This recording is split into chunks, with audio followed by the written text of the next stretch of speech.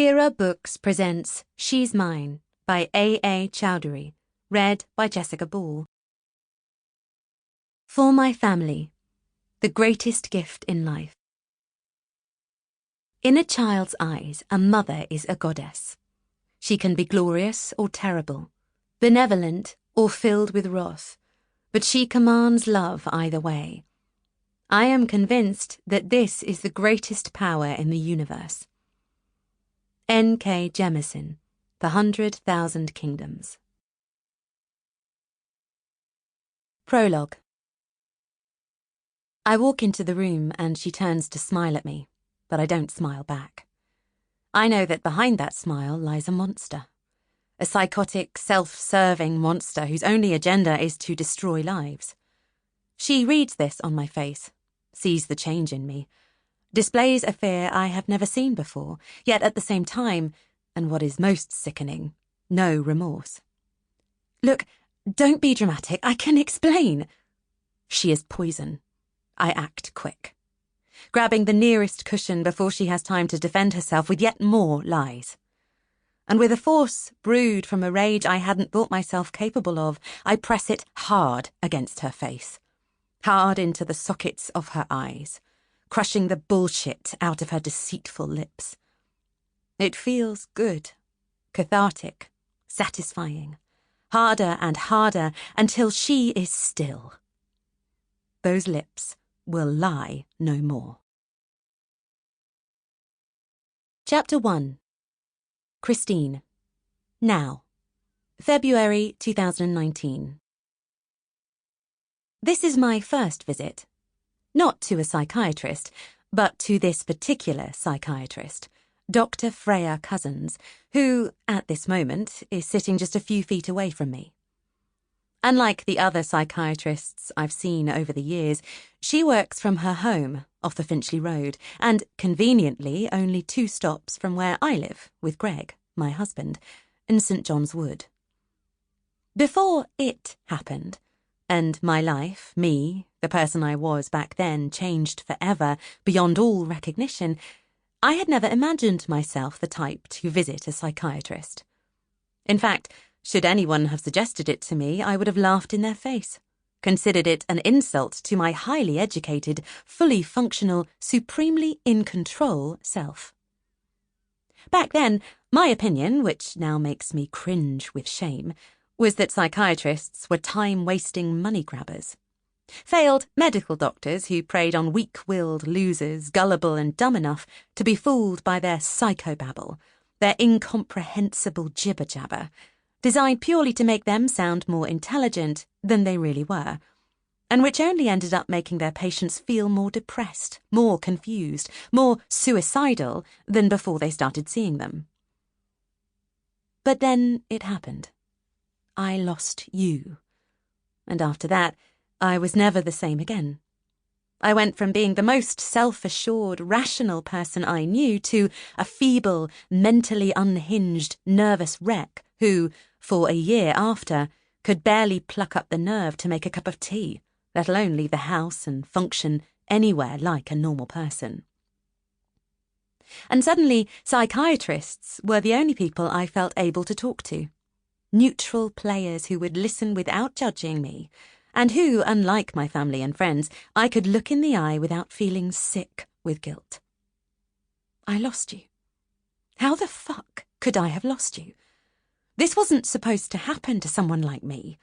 The worst nightmare imaginable for any parent shouldn't have happened to someone like me, so why, in God's name, did it? Why did I turn my back on you, walk away, prioritize a phone call over my precious child? Why? I have tortured myself with these questions every day for the last 23 years, and it never gets any easier. There are 2 reasons for this. The first is that we never got closure. You were never found, and so we don't know what happened to you, whether you are still alive or whether you died within hours, days of being taken. And the not knowing, the not having closure, is torture. It haunts my dreams at night, plagues my waking thoughts, and there is no escape from it. I am its prisoner, and I fear that my sentence is infinite. The second is that although I have never told anyone this, not even the police, in my heart I know why it happened. Why I turned away and failed to keep my eye on you as any mother should. And the reason is something I feel so ashamed of. It's a wonder I am still alive and not destroyed by guilt. It's also why my relationship with Greg is dead. You see, I was too cowardly to tell him the truth, even though he deserved to hear it.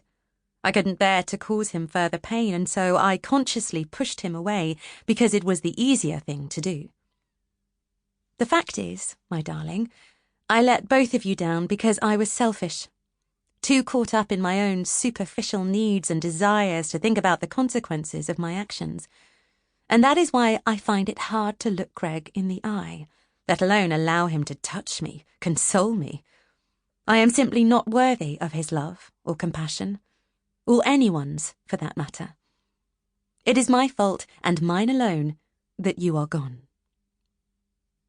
I only had more children out of guilt, to please Greg, not because I wanted them. In fact, having your brother and sister made things worse rather than better. I despise myself for saying this, but it's the truth.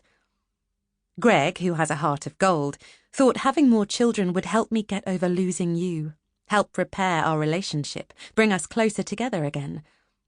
But it didn't work like that. I could never let myself love them the way I loved you. I was too afraid that if I gave my heart and soul to them, if I truly immersed myself in them, and they were then somehow taken from me, I would never recover. I couldn't chance that. I couldn't possibly go through that again. And so, although I did all the functional things a mother is supposed to do, I did so dispassionately. And this has cost me dearly. Now in their 20s, Ella and Daniel resent me. They eye me with a coldness that freezes me in my tracks every time I see them. But I cannot blame them. It is my own doing. They love Greg with a far greater tenderness than they love me, if, in fact, they love me at all. They've never actually told me so, at least not since they were little. And even then, it was probably only because that's the kind of thing children say when they are small. It's automatic. The fact is, I don't really know them. They are virtual strangers to me, as I am to them, and when they see me, they seem to look through me. Perhaps because all they see is a hard, empty shell of a person. A mother that could have been, but never was. A mother in name only, indifferent and self-absorbed. Don't be afraid, Christine. Dr. Cousin's soothing lilt stirs me from my thoughts. First of all, just tell me a bit about yourself, your background, where you live, your family. Like so many of her well-intentioned peers have done over the years, she is encouraging me to open up to her, hoping the cathartic process of talking about myself, facing my demons head-on, will somehow make life more bearable, help me to stop blaming myself every day of my life for your disappearance. Help me to accept that you, my Heidi, my little girl, are gone and never coming back. If only that were possible. Because the fact is, I can't stop blaming myself, and I cannot accept that you are gone. I will never accept that. So why am I here?